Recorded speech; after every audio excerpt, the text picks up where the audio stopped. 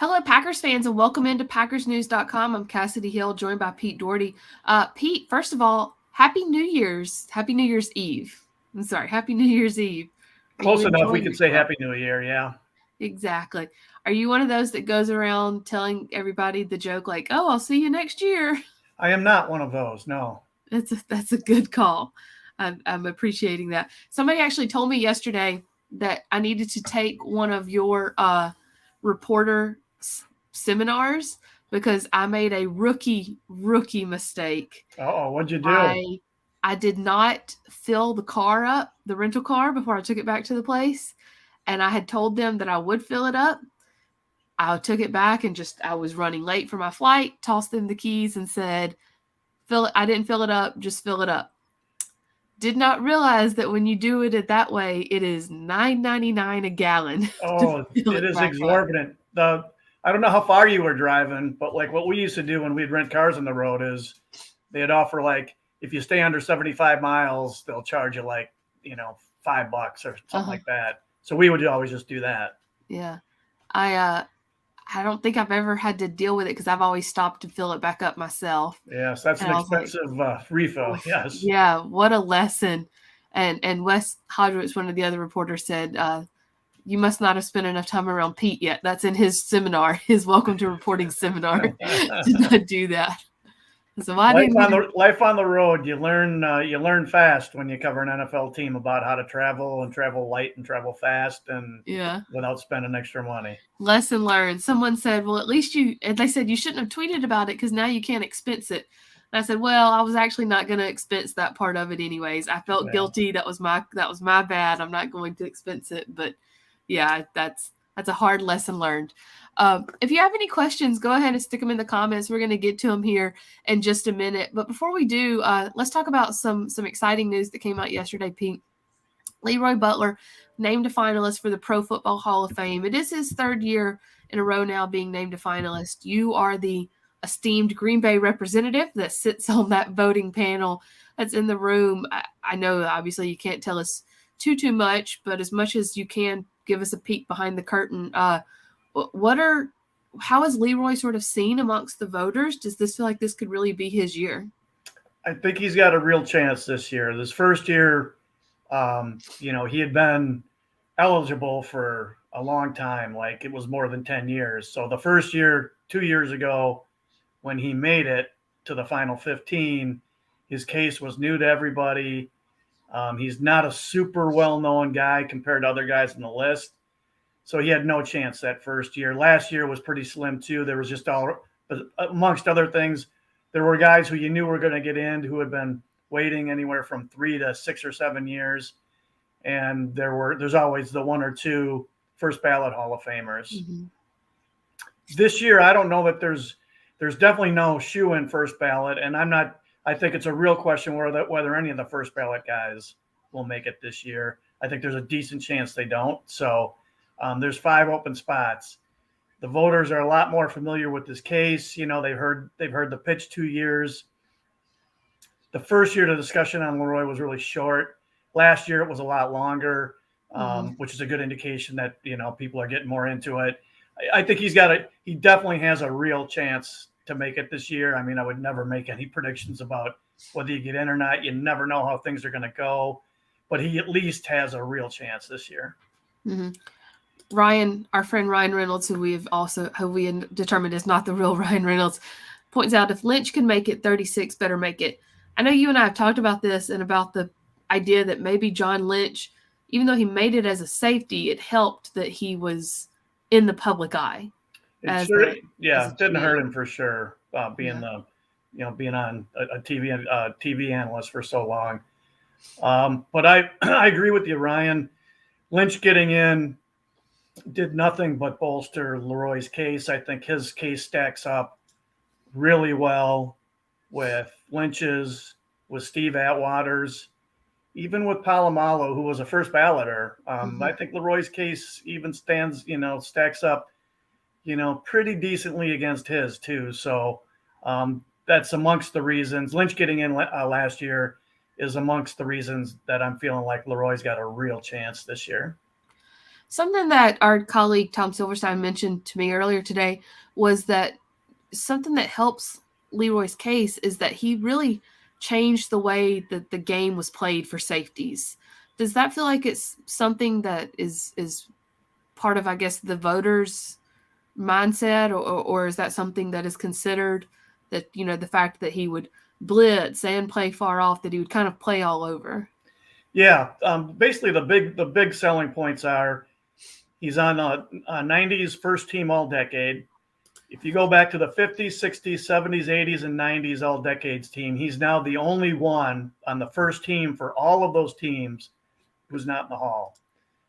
He was the first player to get to 35 sacks and 20 interceptions at least. And he's one of only 4 players who have done that in their career. That goes to your point about the complete player that he was.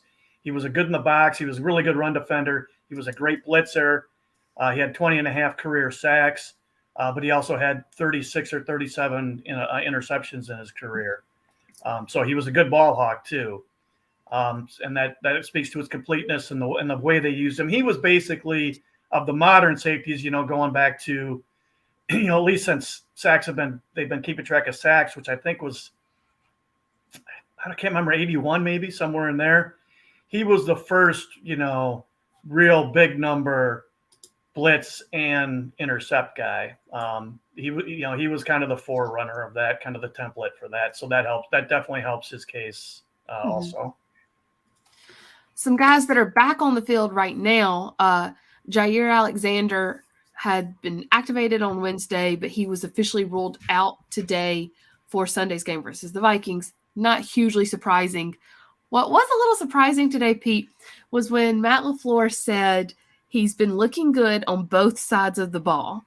And Tom Silverstein told us, he said, I've heard that he has been getting some work in at wide receiver. Can you see Jaire Alexander out there running routes as wide receiver? In practice, sure. I have trouble seeing them playing him there in a game, but in practice, yeah. You know, I saw, we have our work text chain, and I saw Tom brought up it's a way to get him into shape, which for sure is true, and I'm sure that's one of the reasons. And I was just kicking around, you know, maybe they had him be Justin Jefferson for, you know, times at practice. You know, if you go watch a practice during the regular season, you see it more than you do in the preseason. They, you know, whoever the key guys are on offense, you know, the key running back, the key receiver, they have a different color jersey on that guy, you know, so they know that's the guy they're keying on. So they have a guy who's been wearing Justin Jefferson's number in practice all week.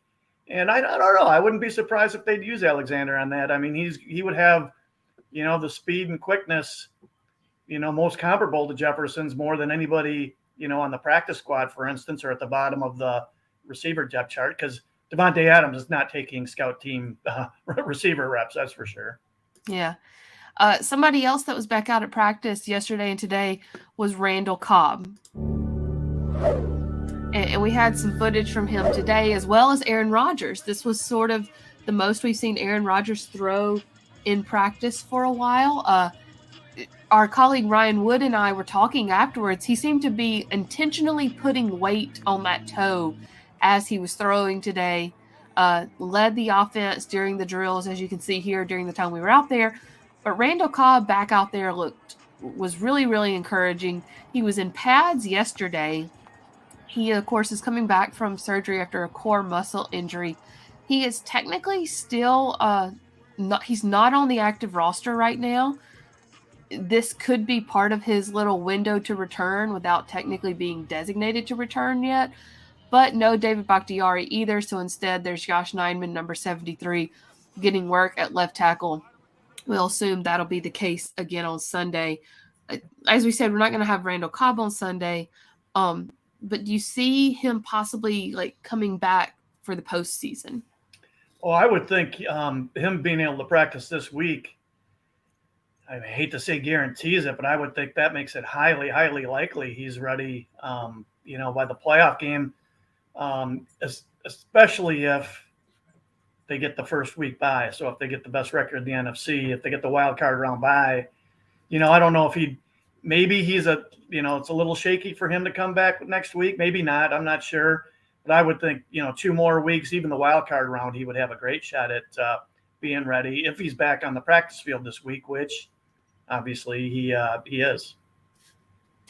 I'm about to tweet this, but I wanted to go ahead and share it here as well. The Packers worked out punter Johnny Townsend this week. We had kind of heard earlier in the week that was going to happen. It did happen yesterday, and that is because Corey Bojorquez is still on the reserve COVID-19 list. So as we don't know for sure yet if Townsend is being signed, working on confirming that. But he's been sort of a journeyman punter, if you can call him that. He has punted for several different teams. Last Sunday, he punted for the Kansas City Chiefs, which is where his brother Tommy Townsend is the punter, consistently one of the AFC Special Teams Players of the Week, the month. And Tommy Townsend was sick, and so they brought in his brother Johnny to punt for him. And then Johnny was brought into Green Bay this week to try out. So we'll keep an eye on that. That could be a huge game changer on Sunday. Pete, I covered Johnny Townsend in college. His brother Tommy with Kansas City is very, very good, but Johnny still has quite a hang time, which we had talked about was one of the bigger, what's the word I'm looking for? Attributes? Yeah, I'm trying to think. Sorry, I was getting a text message at the same time about it. It had been a problem in recent weeks not having enough hang time for the coverage team. Both Townsend brothers are just some of the best I've seen with their hang time. So, but how much of a difference does it make in the cold? I mean, this is a guy that's punted for most of his life in warm weather. Do you see it making a huge difference having to come in and punt in 0-degree weather? If Kirk Cousins were playing, sure, it would be one of the things you'd wonder about. With Sean Mannion as the Vikings quarterback, I just don't see how it matters. Mm-hmm. It's amazing, all that stuff about the Townsends. It was a nice little education for all of us. I'd never heard of the guy. I didn't know he had a brother. I didn't know that was his brother punting for the Chiefs. So interesting stuff. Yeah, and like you said, though, it could end up not making a huge difference on Sunday because, as we have now heard at this point, Kirk Cousins is out. He is on the reserve COVID-19 list. Since he's unvaccinated, he's automatically out for the minimum amount of days. That means he will not play on Sunday. Pete, let me ask you this. What do you know about Sean Mannion? Next to nothing. It just made me think, going back to Townsend, if he's got to play, the one thing where you'd wonder about is the holding on place kicks and how that operation would be. But again, I find it a little hard to believe that this game would come down to a missed kick.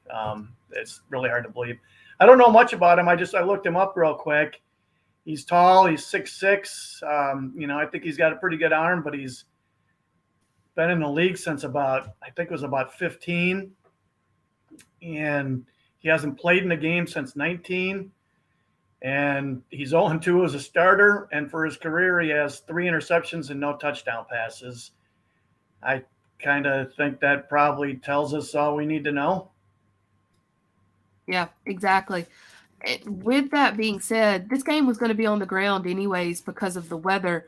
How much more so even now does it shift to just stopping Dalvin Cook? Because no offense to Mannion, but we don't know what he can do with Justin Jefferson, so to speak. Yeah, I would, just like LaFleur said during his press conference today, I mean, you just have to assume they were going to be a run-oriented offense probably anyway, a little bit because of the weather, the conditions, and Cook being such a good player. And that's, the Vikings have some commitment to the run. They basically have the same offense as the Packers, but with Mannion at quarterback now, I got to think it's just going to be a really heavy dose of Cook. Try to control the ball, keep Rodgers off the field, eat up clock, and and the more they run, then when they do pass, as long keep the chain so it's not third and 7 or more. Mm-hmm. That might give Mannion a fighting chance to keep drives alive. Mm-hmm. Gary asked, do you think the Packers would just use 4 to slow the run down? It probably just depends on the personnel the Vikings put out there. Although, if it's 3 receivers, they're probably going to be nickel, the Packers are, which is basically 4 linemen, two defensive linemen, 2 outside linebackers on the line. But maybe they'll see it as the Vikings doing that as a ploy to go 3 wides but still want to run the ball. So maybe Barry will go with a base defense on that. Or, he's been using that big nickel, or you might even call it a big dime, where it's 5 defensive linemen and 1 inside linebacker. Maybe he'll use that defense a lot too. Mm-hmm. Brian asked, do you think we double Jefferson? I mean, do you have to now with a quarterback who may not be able to push it downfield as much? Yeah, I mean, I would think you still would. I think you would your whole defense would be stop Cook and keep the ball out of Jefferson's hands. I mean, that's basically what your whole scheme would be built around. I would think your whole game plan. So I would, because the guy's unbelievable, and even with a lesser quarterback, you get the ball. He's just so talented and gifted. You get the ball in his area, he's going to catch it. He could really hurt you still. Yeah. Tina with an interesting question, something that Ryan and Spoon and I talked about this morning too. So I want to hear your opinion, Pete. With Cousins out, are there any concerns with 2 relatively easy games and most likely a bye for the number 1 seed? Because now you head into the playoffs with not a test, so to speak. Yeah, I would be less. I was talking about this with somebody in the league today. I'd be less concerned with that the teams they're playing aren't that good because of the circumstances, and more, let's say the Packers win and the Cowboys lose and the Packers have it wrapped up. They're going to want to sit guys next week because you just don't want to get somebody hurt in a game that doesn't matter. But if you also have the bye, that's 2 weeks where your key guys wouldn't play. 1 week off is great. The rest and everything. 2 weeks off is enough to get stale and lose your mojo. I remember back in '96, the Broncos won the AFC with a week or 2 to go, and they sat their guys. They sat all their starters it was at least 1 week, and it might even have been 2 in the regular season. And then they had the bye. And then Jacksonville came in and beat them in the playoffs, came into Denver and beat them. That's the year the Packers won the Super Bowl. So that hurt the Broncos to sit everybody. So I do wonder, LaFleur would have a decision to make of at least maybe playing his starters. Let's say they have it wrapped up going to Detroit. Maybe you still play your starters, I don't know, at least a quarter just to get them out there. And that means they would have had to practice a fair amount, in the week leading up. So he'd have a decision to make there, because you also don't want to get a key guy hurt in a game that doesn't count. So you gotta really finesse that, I think. But I'm always on the side of sitting guys, like in the preseason and all that. But in that situation, I think I would want to play the starters at least a little bit, just to keep everybody sharp and a little sharper and on their toes. Another question that we've gotten several times in here, so I'm not going to pop them all up because several people have asked, but do you think there's anything weird with how Zadaria Smith is being handled?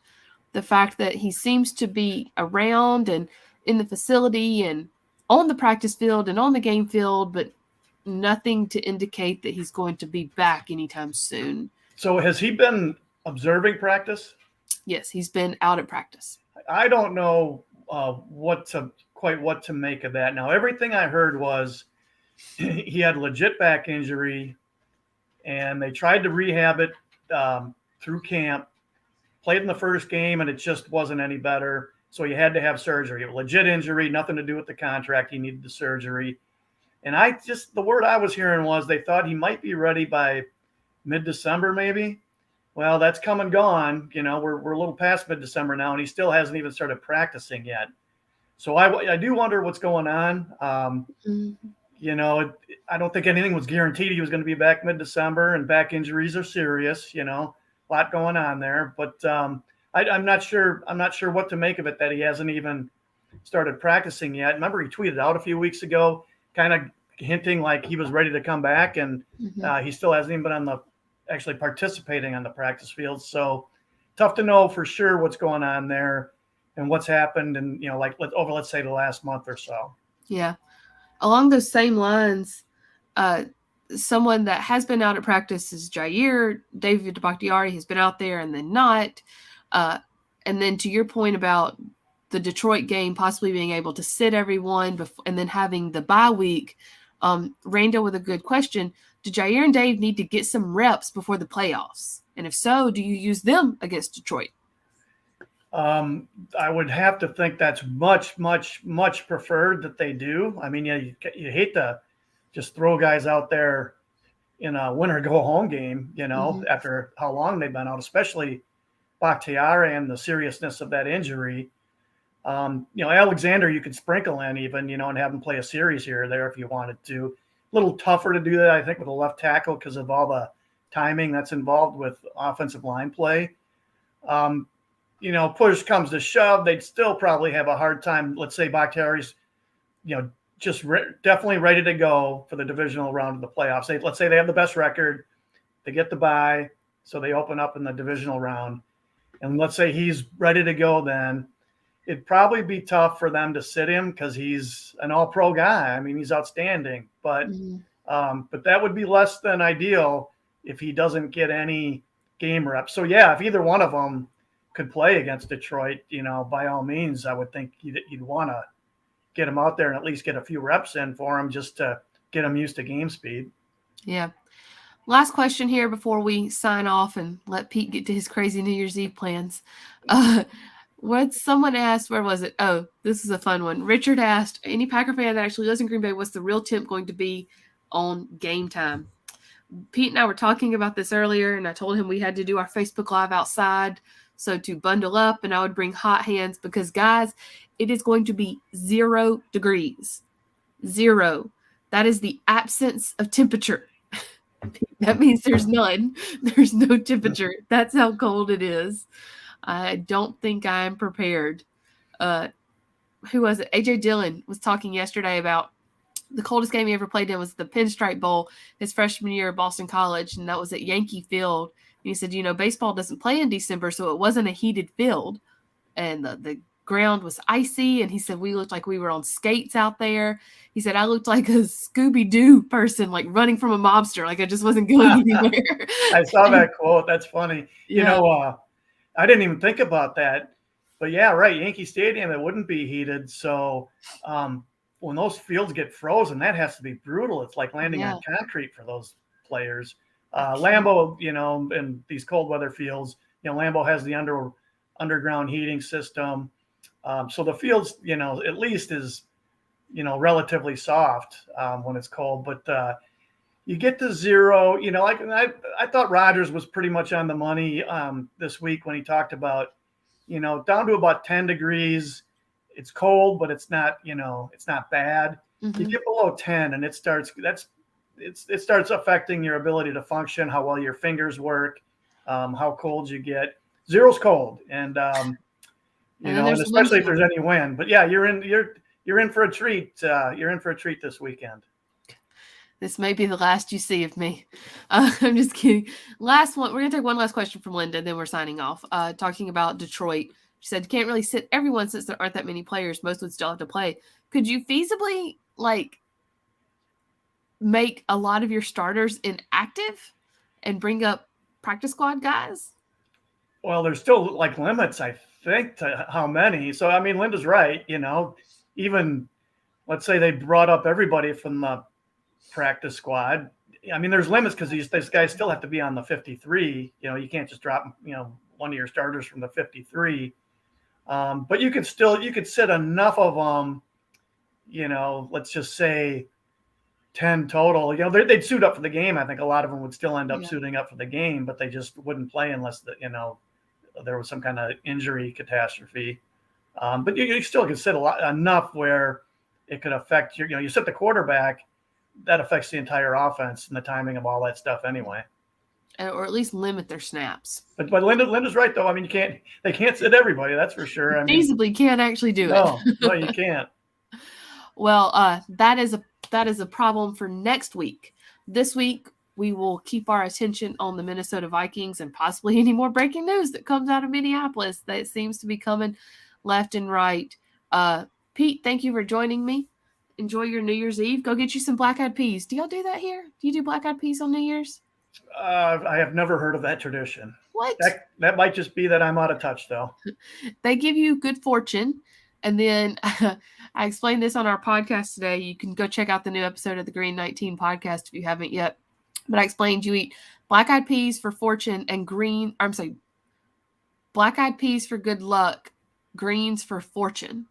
And I'm like, there ain't no amount of money that can make me eat greens on New Year's Day. They're just not worth it. They're not worth anything you could pay me. So, but I will go with the black-eyed peas. I need to go get some. So enjoy the rest of your New Year's Eve.